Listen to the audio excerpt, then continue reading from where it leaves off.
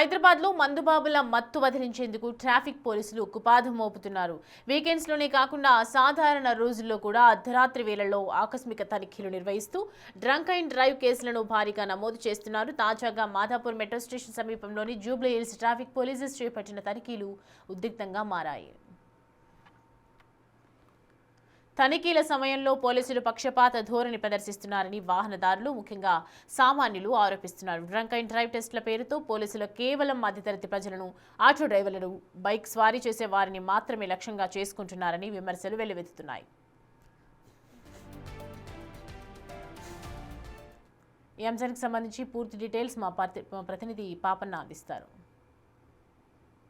Road భద్రత, ప్రజల ప్రాణాలే కాపాడాలనే ఉద్దేశంతో హైదరాబాద్ పోలీసులు అయితే నగర వ్యాప్తంగా అర్ధరాత్రి వేళలో కూడా డ్రంక్ అండ్ డ్రైవ్ టెస్టులు నిర్వహిస్తున్నారు. దాంట్లో భాగంగా ప్రస్తుతం మనం మాధాపూర్ మెట్రో స్టేషన్ దగ్గర కూడా ఉన్నాం. ఇక్కడ కూడా గత 3-4 గంటలుగా కూడా డ్రంక్ అండ్ డ్రైవ్ టెస్టులు నిర్వహిస్తున్నారు. మనతో పాటు ఈరోజు ఇక్కడ జరుగుతున్న డ్రంక్ అండ్ డ్రైవ్ టెస్టులకు సంబంధించి మాట్లాడడానికి Jubilee hills traffic SI Raghuram Reddy sir ఉన్నారు. సార్ చెప్పండి, నార్మల్గా డ్రంక్ అండ్ డ్రైవ్ అనగానే మనకు వీకెండ్స్ గుర్తొస్తుంటుంది. ఈ వీక్ డేస్లో కూడా చేయడానికి గల కారణం ఏంటి సార్? సార్ మా CP sir week days weekends అని కాకుండా డ్రంక్ అండ్ డ్రైవ్ అనేది ఒక సూసైడ్ బాంబ్, అంటే ఆత్మాహుతి దాడి లాంటిది దాకా పరిగణించారనమాట. సో ఖచ్చితంగా ఇది చాలా పెద్ద నేరంగా మా సిపి సార్ పరిగణిస్తున్నారు. సో వీకెండ్స్ అనే కాకుండా వీక్ డేస్లో కూడా చేయాలని చెప్పి మాకు ఆదేశాలను జారీ చేశారు. ఎందుకంటే వీకెండ్స్లో చేస్తున్నారంటే ప్రజలు వాళ్ళకు అవగాహన అయిపోయి ఏం చేస్తారు, వీకెండ్స్లోనే బయటికి రాకుండా ఉంటారు. అంటే మిగిలిన రోజులలో మాత్రం జరిగేటన్నీ జరుగుతుంటాయి. సో ఆ రోజు ఈ రోజు అని కాకుండా ఎవ్రీడే హైదరాబాద్లో మాత్రం స్ట్రిక్ట్ రూల్స్, డ్రంక్ అండ్ డ్రైవ్లో మాత్రం ఒక ఉక్కుపాదం మోపిందని మాత్రం కంపల్సరీగా చెప్పొచ్చు. సో ఏ రోజు అని కాకుండా మొత్తం మానేయడమే కరెక్ట్ నా ఉద్దేశంలో. ఈరోజు ఇక్కడ ఈ స్పాట్లో ఎన్ని కేసులు నమోదైనాయి, ఎట్లాంటి వాహనాలు ఆ కేసు రిజిస్ట్రేషన్ చేశారు? ఇప్పుడు ప్రజెంట్ ఈరోజు నేను చేసిన దాంట్లో 11 కేసెస్ నమోదైనాయి. 11 కేసెస్ ఒక మ్యాక్స్ ఒక 170 వరకు కూడా బీఎస్సీ వాళ్ళు వచ్చాయి. మినిమం ఒక 38 కూడా బీఎస్సీ వచ్చాయి. 35 లోపల వచ్చిన వాళ్ళని మేము వదిలేసాము. వచ్చాయి కొంచెం తాగిన వాళ్ళకి 35, 34, 33 వచ్చాయి, కానీ వాళ్ళని మేము కన్సిడర్ ఏం చేయలేదు. 36 అబో బీఎస్సీ వచ్చిన వాళ్ళని మాత్రం మేము కన్సిడర్ చేసాం. సార్, ఈ పోలీసుల మీద మెయిన్ ఆరోపణ ఏంటంటే మీరు డ్రంక్ అండ్ డ్రైవ్ టెస్టులు నిర్వహిస్తున్నారు, కానీ రెగ్యులర్ స్పాట్స్ ఉంటున్నాయి. ఆ రెగ్యులర్ స్పాట్స్ అంటే ఒక ఏరియాకి రాగానే ఇక్కడ ముందట డ్రంక్ అండ్ డ్రైవ్ టెస్ట్ ఉంటుందని వాళ్ళకి ముందే అర్థం అవుతుంది ఒకటి. ఇంకొకటి ఏంటంటే వాట్సాప్ గ్రూప్లలో కూడా ఎవరైనా ముందు వచ్చిన వాళ్ళు ఇక్కడ ఈ స్పాట్లలో డ్రంక్ అండ్ డ్రైవ్ టెస్టులు పెడుతున్నారంటూ కూడా గ్రూప్లలో షేర్ చేసుకుంటారు కదా సార్, దాన్ని అరికట్టడానికి మీరు ఏం చేస్తారు?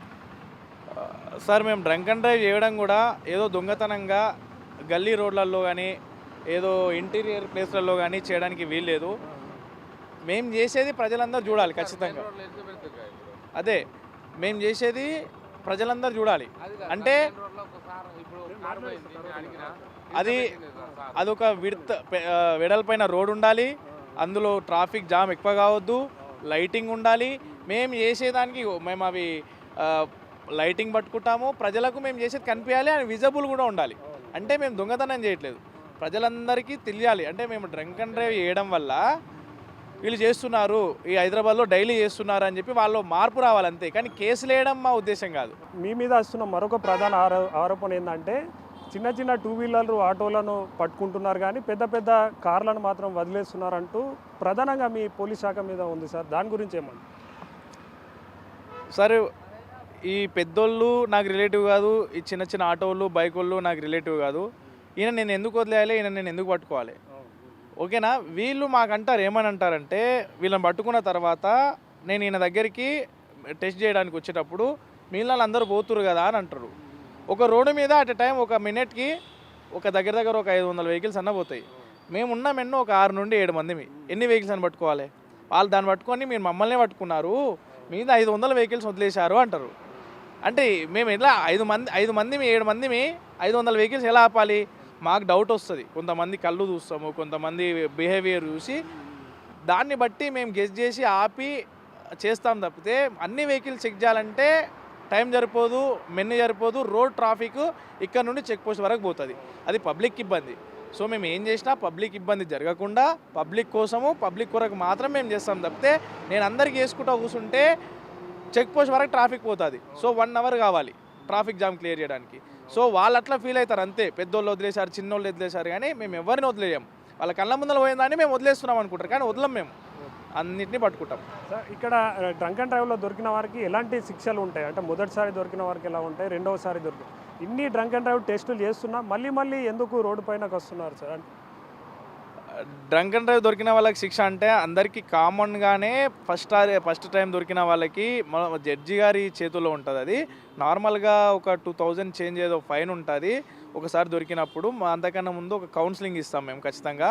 మా ట్రైనింగ్ ఇన్స్టిట్యూట్లలో కౌన్సిలింగ్ ఇస్తారు. లేదు ఇంకా సెకండ్ టైం దొరికారు, థర్డ్ టైం దొరికారు, ఆ తర్వాత జడ్జి గారి చేతుల్లో ఉంటుంది. వేస్తే ఒక 1 డే 2 డే 1 డే నుండి జైలు శిక్ష కూడా వేయచ్చు. అండ్ సోషల్ సర్వీస్ కూడా వీళ్ళకి చేసే అవకాశం ఉంటుంది. అంటే వీళ్ళు కొన్ని రోజులు ఒక 1 డే 2 డే ట్రాఫిక్ విధులు నిర్వర్తించడం కానీ, రోడ్ సేఫ్టీ విధులు నిర్వర్తించడం కానీ, ఏదన్నా ప్రజలకు ఉపయోగపడే సోషల్ సర్వీస్ని కూడా అది పనిష్మెంట్ లాగా మన కోర్టు విధించే అవకాశాలు ఉంటాయి. ఇటువంటి శిక్షలు ఉంటుంది. కొన్నిసార్లు డ్రైవింగ్ లైసెన్స్ కూడా రద్దు చేసే అవకాశం ఉంటుంది. ఇటువంటి కొన్ని శిక్షలు ఉంటాయి. మీరు సార్ ఫైనల్గా చెప్పండి, రోడ్డు మీదకి వచ్చే వాళ్ళకు, అంటే తాగి రోడ్డు మీదకి వచ్చే వాళ్ళకు ఎలాంటి సలహా సూచనలు చేస్తుంటారు? నార్మల్ ఎలాంటి సలహాలు సూచన అంటే చేయొద్దని చెప్తామని అంతే. ఎందుకంటే ఇంతకుముందు కూడా ఒకసారి చెప్పాను, అడిగితే మనం ఎంజాయ్మెంట్ కాకుండా అవతల వాళ్ళ గురించి ఆలోచించాలి. నీ ఎంజాయ్ నువ్వు చేసుకో, ఏమన్నా చేసుకో అని. మిగతా వారికి ఇబ్బంది కలగకూడదు. వాళ్ళు ఏం థింక్ చేసి వస్తారంటే నేను జాగ్రత్త పోవాలి అనే ఉద్దేశంతో వాళ్ళు వస్తారు, కానీ వాళ్ళకి నీ వల్ల అపాయం జరగకూడదు కదా. అండ్ మన ఇంటి దగ్గర మన పేరెంట్స్ అండ్ మన ఫ్యామిలీ ఉంటుంది, వాళ్ళ ఇంటి దగ్గర వాళ్ళ ఫ్యామిలీ ఉంటుంది. తప్పు చేయని వాళ్ళకు అదే శిక్ష, తప్పు చేసిన నీకు అదే శిక్ష కాదు కదా. సో నీది నువ్వు చూసుకోవాలి. అండ్ నీ దగ్గర నీ ఇంట్లో నీ ఫామ్ హౌస్లలో నీ అలా ఉంటుంది కదండి, మీ ప్లేస్లలో వాటిలో ఎంజాయ్ చేసి అక్కడే ఉండాలి తప్ప రోడ్ల మీదకి వచ్చి మిగిలిన సామాన్య ప్రజలకి మీరు ఇబ్బంది ఎటువంటి కలిగించకూడదని నా యొక్క అభిప్రాయం ఉన్నది. అది అంటే హైదరాబాద్ నగర వ్యాప్తంగా కూడా తాగి వాహనాలు నడిపించడం మానవ బాంబుతో సమానం అన్నట్టు కూడా హైదరాబాద్ పోలీసులు చూస్తున్నట్టు చెప్తున్నారు. దాంట్లో భాగంగానే ఓన్లీ వీకెండ్స్ కాకుండా ప్రతిరోజు కూడా డ్రంక్ అండ్ డ్రైవ్ టెస్ట్ ఉంటుంది. ఇందులో దొరికిన వారికి కఠినమైన శిక్షలు కూడా ఉంటాయి. కాబట్టి ప్రజలందరూ కూడా అప్రమత్తంగా ఉండాలి. ఎవరు కూడా తాగి వాహనాలు నడపకూడదు. ఎందుకంటే మీరు తాగి వాహనాలు నడిపినట్టయితే మీతో పాటు ఎవరైతే సాధారణ జనాలు ఉంటారో రూల్స్ అండ్ రెగ్యులేషన్స్ పాటిస్తున్న అమాయకుల ప్రాణాలు కూడా బలి తీసుకునే అవకాశం ఉంటుంది. కాబట్టి ఇలాంటి చర్యకు పాల్పడకూడదంటూ కూడా జూబ్లీహిల్స్కు సంబంధించిన ట్రాఫిక్ పోలీసులు అయితే చెప్తున్నారు. వీడియో జర్నలిస్ట్ శివతో ముగులపాపన్న, బిగ్ టీవీ, మాదాపూర్.